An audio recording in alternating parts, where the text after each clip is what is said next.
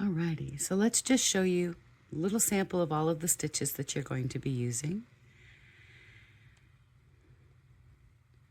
The first stitch is a chain. That's 1, 2, 3, 4. All I'm doing is yarn over, pull through my loop, yarn over, pull through my loop.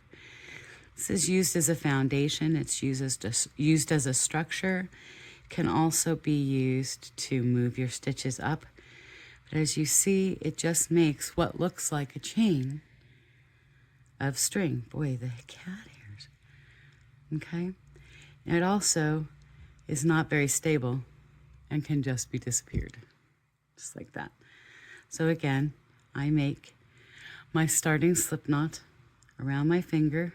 I hold on to it and I tuck the string in. It's called a slip knot because it just falls back out. There are a million ways to make one. You can always look it up on YouTube. There's dozens of examples. So we're making chains. That's one thing that we're doing. I'm going to go ahead and make a loop out of this because I ask you to do that. All you do to make your loop is you take down through, find one portion of your chain loop from the very beginning, pull your yarn through, and pull your yarn through. And it makes me a little chain loop, okay? So then I'm going to chain up 1, 2, 3, and that is my stand-in for a double crochet. Okay, and now a double crochet, you yarn over, take your yarn, in this case, down through the loop, you pick up a loop, bring it back through, and you have 3 loops on your hook.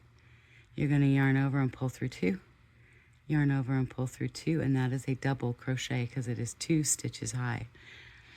In the EU, that is a treble crochet because there were 3 loops, and you went through 2, and then you went through 2. So those are double crochets. We are also going to single crochet, and I'm going to show you what that looks like.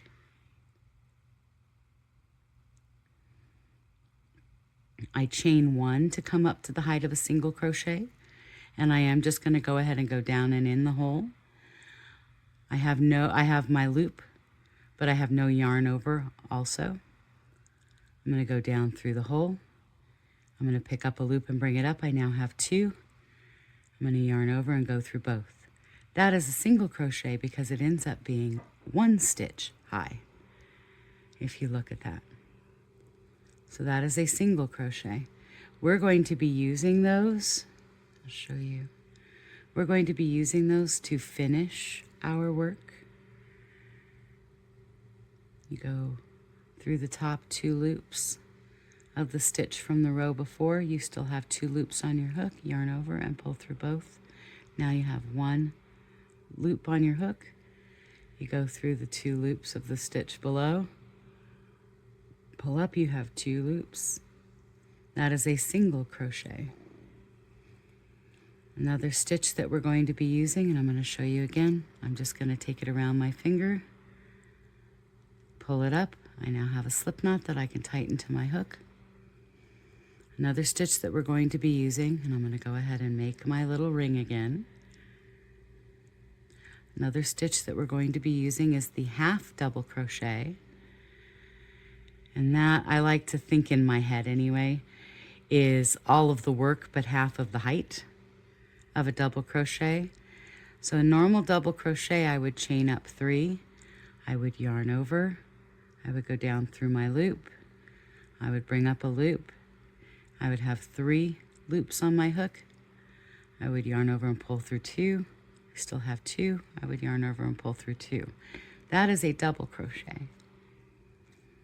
A half double crochet, I still yarn over, I still go down through my loop, I still come up, and I still have 3 loops on my hook.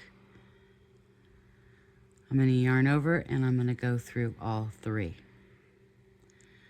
So you see that makes, I'm going to make a couple of them.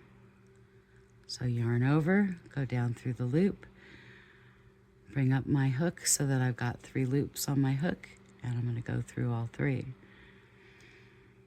Okay, now a single crochet. I'm going to go ahead and go down, yarn over, and go through both loops. I don't know if you can see that I'm making sort of the nautilus shell.